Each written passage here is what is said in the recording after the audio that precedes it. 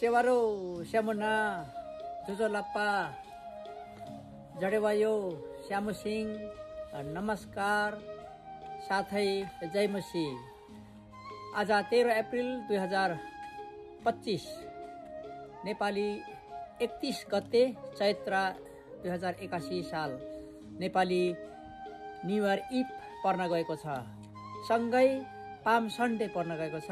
Palm Sunday भनेको के हो भनेर मलाई खुल्दुली हुन्थ्यो, तर त्यो बेला कागलाई बेल पाकेर हर्ष र विस्मत भने जस्तै मलाई पनि कुनै त्यो जन्नु चाहिन मैले। तर अहिले चाहिँ अब उमेर ढल्किँदै गएपछि चाहिँ अब मैले यो विषयमा आफ्नो भाइ बहिनीहरूलाई, नानीहरूलाई, आफ्नो नाता नातिनीहरूलाई भन्नुपर्ने अवस्था आएको कारणले गर्दाखेरि मैले एउटा रिसर्चको तपाईँहरूप्रति, मेरो मित्र बन्धु आफन्तहरूप्रति चाहिँ थाहा हुनेलाई भइगयो नहुनेलाई म यो सेयर गर्न चाहन्छु।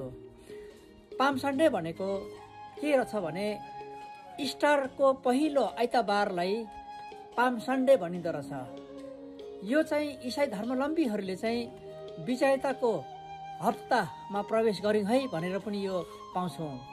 सँगै यो घटित घटनाको 4टा सुसमाचारको किताबले पनि बताएको छ कि पाम सन्डेको अर्थ हो कि मृत्युलाई पनि जितेर आएको एउटा विजेताको दिनलाई एउटा सम्झना स्वरूप मान्ने गर्दछन्।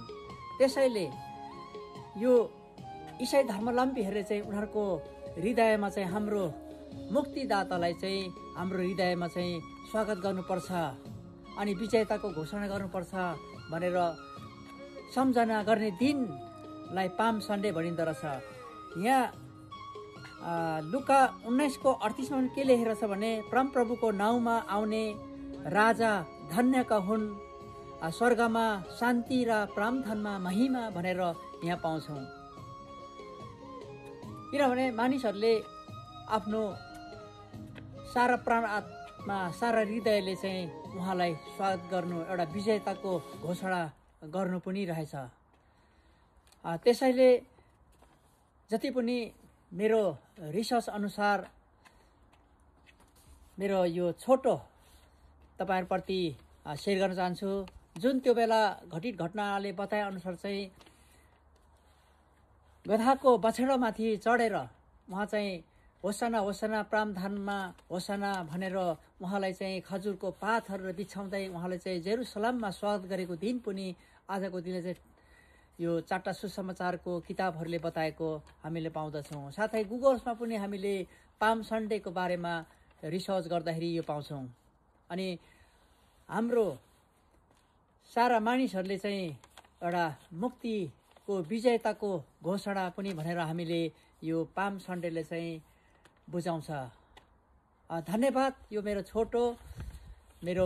यो रिसर्चको क्रममा तपाईँहरूलाई यो सुनाउँदै म बिदा हुन चाहन्छु।